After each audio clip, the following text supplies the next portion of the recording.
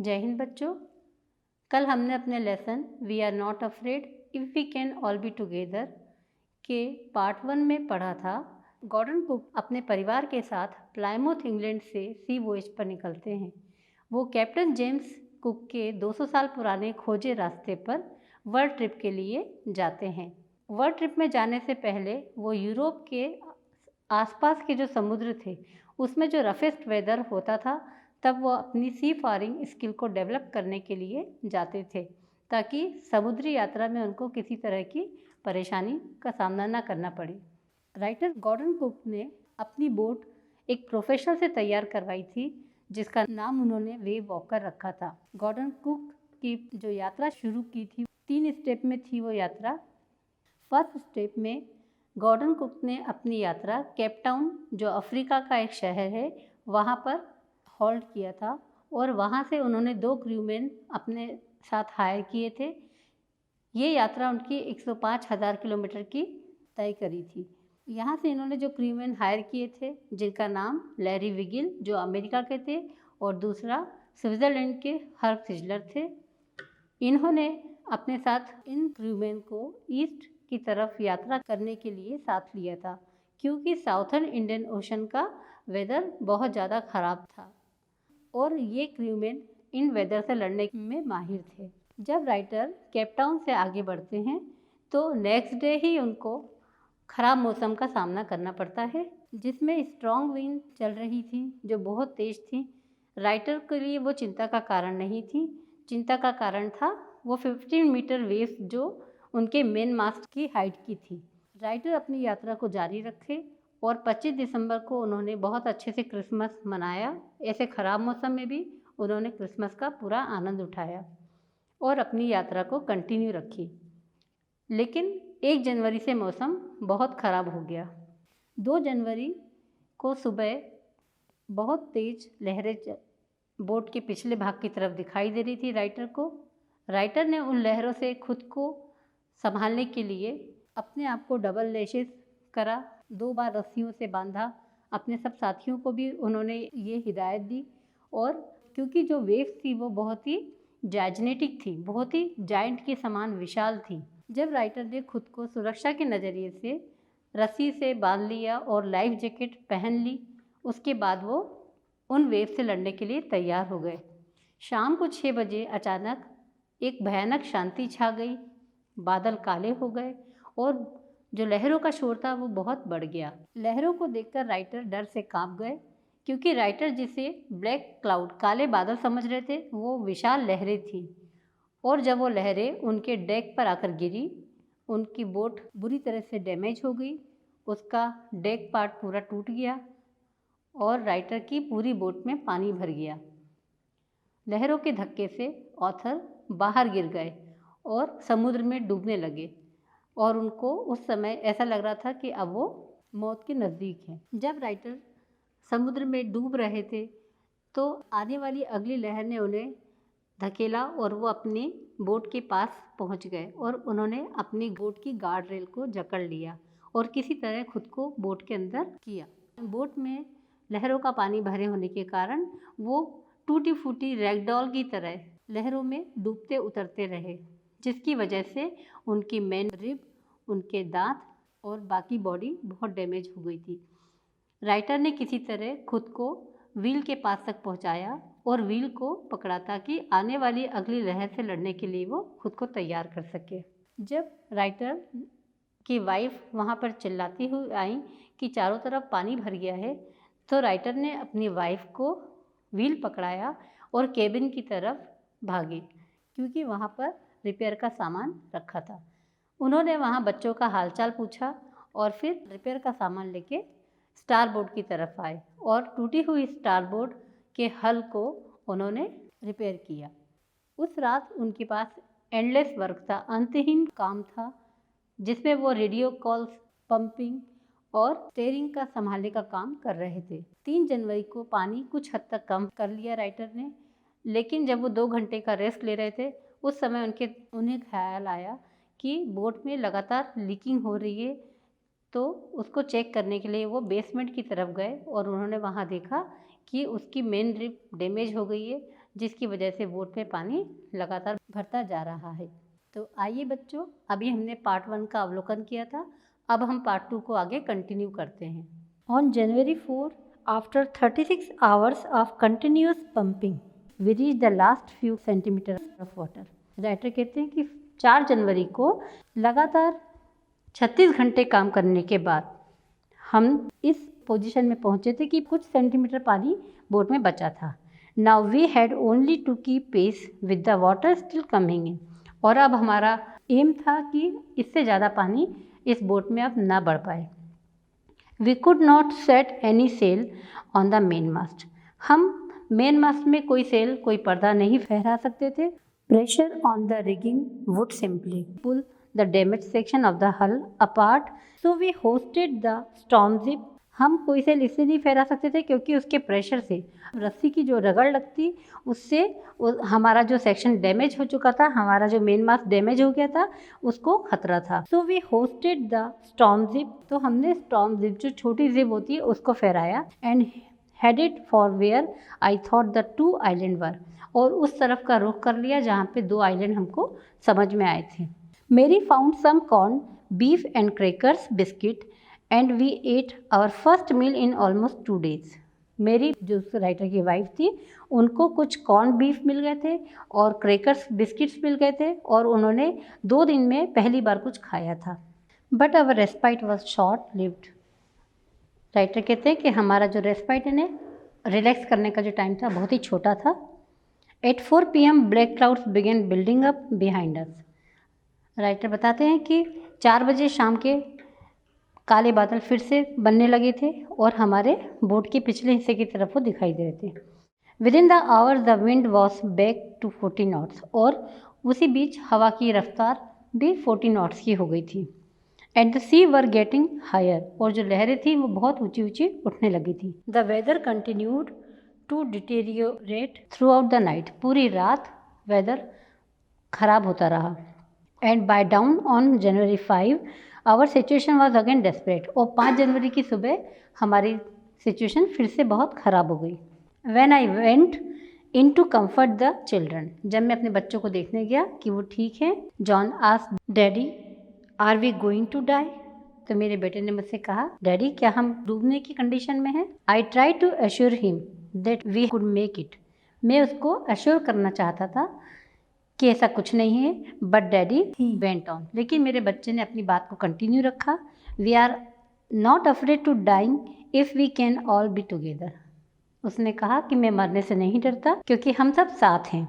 You and mummy, Sue and I. आप, mummy, स्यू और मैं, हम सब एक साथ हैं, इसलिए मैं मरने से नहीं डरता। तो बच्चों, इसी डायलॉग को पाठ का शीर्षक बनाया गया है। फर्दर राइटर कहते हैं, I could find no words with which to respond. मेरे पास कोई शब्द नहीं थे उसकी बातों को जवाब देने का। But I left the children's cabin determined to fight the sea with everything I had. और बच्चों का रूम छोड़ते हुए मैंने अपने आप से डिटरमाइन किया, अपने आप फैसला किया कि मैं कुछ भी हो समुद्र की लहरों से लड़ूंगा। To protect the weakened starboard side. Starboard का जो साइड टूट गया था उसको प्रोटेक्ट करने के लिए I decide to heave to with the undamaged port hull facing the oncoming waves using an improvised sea anchor of heavy nylon rope and 2 22-liter plastic barrel of paraffin। To heave to से अर्थ है कि जो बचे खुचे सामान है उससे कुछ बंदोबस्त करना। तो राइटर कहते हैं कि to protect the weakened starboard side. Starboard का जो साइड कमज़ोर हो गया था उसको प्रोटेक्ट करने के लिए मैंने डिसाइड किया कि जो स्टारबोर्ड का साइड डैमेज हो गया है उसको प्रोटेक्ट करने के लिए राइटर ने जो वेव्स आने वाली थी उनसे प्रोटेक्ट करने के लिए राइटर ने कुछ जोड़ तोड़ के सामान से एंकर बनाया, जिसमें राइटर ने using an improvise sea anchor of heavy nylon rope and 222-liter plastic barrel of paraffin. Paraffin के 22 लीटर्स के जो कंटेनर थे उनको उन्होंने नायलॉन की रोप का यूज़ करते हुए एंकर तैयार किया। That evening Mary and I sat together holding hands as the motion of the ship. Writer कहते हैं कि उस शाम मैं अपनी वाइफ के साथ वहाँ पर उसका हाथ पकड़े हुए शिप में बैठा हुआ था brought more and more water in through the broken planks. टूटे हुए हिस्सों से पानी बढ़ता जा रहा था शिप में। We both felt the end was very near. और हम दोनों ये महसूस कर रहे थे कि अब हमारा अंत बहुत नज़दीक है। But way walker road out the storm and by the morning of January 6 with the wind easing. लेकिन वे वॉकर का इरादा कुछ और था। वे वॉकर ने उस तूफान का सामना किया and by the morning of January 6 और 6 जनवरी को विद द विंड ईजिंग, हवाएं कुछ सरल हो गई, कुछ कम हो गई। I try to get a reading on the sextant. Sextant यहाँ पे एक इंस्ट्रूमेंट होता है जिससे लोकेशन का पता लगाया जाता है। मैंने सेक्सटेंट के थ्रू रीडिंग करी। Back in the chart room, अपने चार्ट रूम में गया। I worked on the wind speed, changes of course, drift and current in an effort to calculate our position. मैंने जो काम किया कि हवा की रफ्तार को देखा, जो दिशा जितनी बदल चुकी थी उसको देखा, ड्रिफ्ट एंड करेंट जो लहरों के साथ हमने जो संघर्ष किया था उन लहरों को मैंने काउंट किया और उनका कैलकुलेशन करने के बाद अपनी एक्चुअल पोजीशन निकाली। The best I could determine was that we were somewhere in 150,000 kilometre of ocean looking for a 65 kilometre wide island. Writer कहते हैं कि मैं अपने प्रयास जितना अच्छा कर सकता था मैंने किया और मैं उस 150,000 के जो समुद्र है उसमें मैं अपने 65 किलोमीटर के आइलैंड को ढूंढ रहा था। While I was thinking Sue moving painfully join me. जब मैं ऐसा सोच रहा था तो मेरी बेटी सू ने मुझे ज्वाइन किया और उसको बहुत दर्द था। The left side of her head was now very swollen and her blackened eyes narrow to slit. Writer कहते हैं कि मेरी बेटी का जो लेफ्ट साइड का सिर था वो काफ़ी सूजा हुआ था और उसकी आंखें काली पड़ गई थी और बहुत थोड़ी सी खुली हुई थी। स्लिट मतलब एक पतली लाइन जिस कहा जाता है। मेरी बेटी की आंखें कुछ वैसी दिख रही थी। She gave me a card she had made. मेरी बेटी ने मुझे एक कार्ड दिया जो उसने खुद बनाया था। On the front she had drawn caricatures. Front में उसने कुछ कैरिकेटर्स यानी कुछ कार्टून्स बनाए थे ऑफ मेरी and me with the words.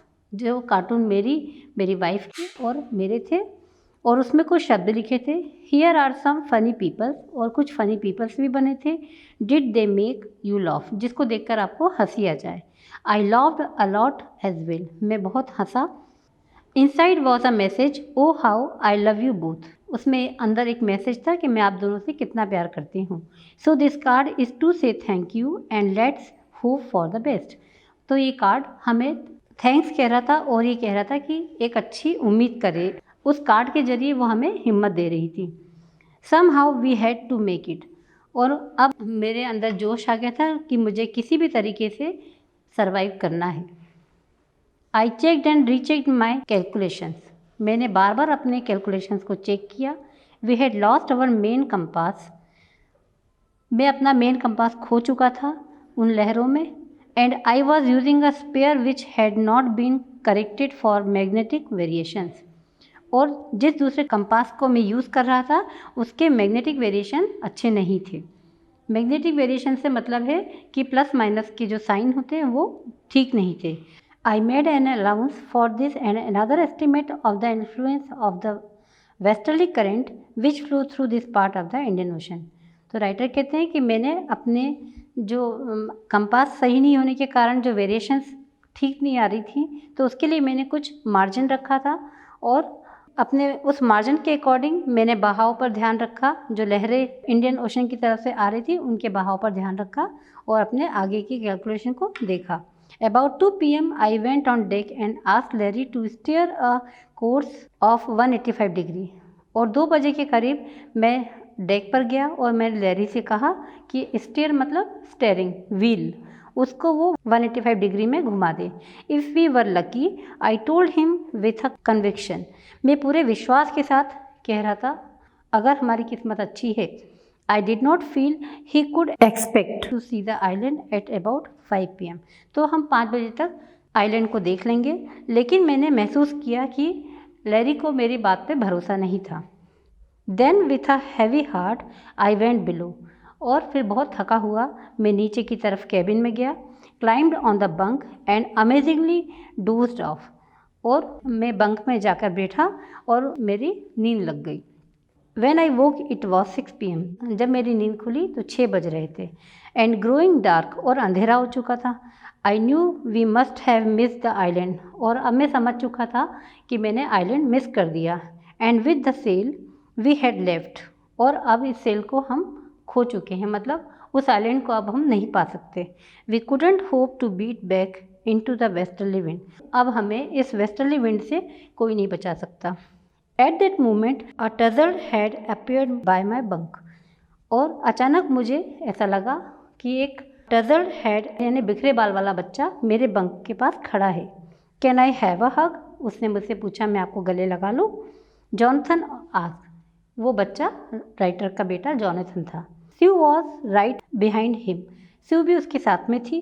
Y am I getting a hug now, तुम मुझे गले क्यों लगाना चाहते हो? आई आस्क्ड, राइटर ने बोला।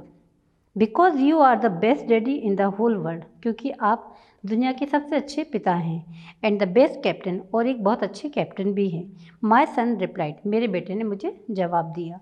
Not today John, I am afraid, मैं घबराया हुआ था, मैं डिसअपॉइंट था, और मैंने अपने बेटे से कहा, लेकिन अब नहीं। Why you must be, said Sue in a matter of fact voice. Why, मेरी बेटी ने कहा, क्यों? यू मस्ट बी, आप ऐसा क्यों बोल रहे हैं? Sets you in matter of fact, उसकी आवाज़ में बहुत गंभीरता थी। यू फाउंड द आइलैंड, आपने तो आइलैंड खोज लिया है। वॉट, आई शाउटेड, मैंने कहा कि क्या? It's out there in front of us, they chorus, दोनों एक साथ बोले कि वो हमारे सामने ही तो है।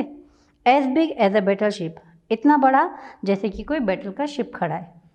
I rushed on deck and gaze with relief, मैं दौड़कर डेक पर गया और मैंने उसको आश्चर्य भरी निगाहों से देखा।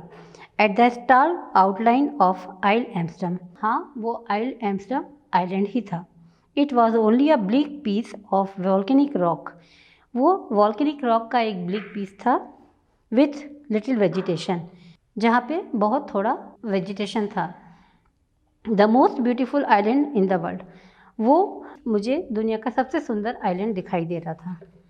वी एंकर्ड ऑफ शोर फॉर द नाइट, रात के लिए हमने अपने शिप को वहीं पे एंकर किया, वहीं पे उसका फंदा फंसाया हमने। रात को हमने अपनी शिप को वहीं रोका। And the next morning all 20 inhabitants of the island cheered as they help us ashore, और उस आइलैंड के 28 लोग जो वहाँ रहते थे वो हमें चीयर करे, उन्होंने हमारा वेलकम किया और हमें उस सी शोर से आइलैंड की तरफ ले गए। With land under my feet again, बहुत समय के बाद मेरे पैरों के नीचे ज़मीन थी। My thoughts were full of Larry and Herbies, मेरे विचार जो थे वो लैरी और हर्बीज के लिए बहुत थैंकफुल थे। Cheerful and optimistic under the direst stress, क्योंकि वो इतने ख़राब परिस्थितियों में भी बहुत चेयरफुल थे, बहुत पॉजिटिव थे, और उन्होंने मेरा बहुत साथ दिया। And of Mary who stayed at the wheel for all those crucial hours, Mary जो राइटर की वाइफ थी, उसने हर कठिन समय पर, भयानक दौर पर राइटर का साथ दिया व्हील को संभालने में। Most of all I thought of a 7-year-old girl, और मैं उस 7 साल की उस बहादुर बच्ची के लिए भी बहुत थैंकफुल था, उसके लिए मेरे मन में अच्छे विचार थे। Who did not want us to worry about a head injury, जो अपनी हेड इंजरी को जिसने मुझसे छुपा के रखा था। Which subsequently took 6 minor operation to remove a recurring blood clot between skin and skull, जिसके 6 माइनर ऑपरेशन हुए थे, उसके स्कल में जो ब्लड क्लॉट होता उसको हटाने के लिए उस बहादुर बच्ची का, जो 7 साल की थी।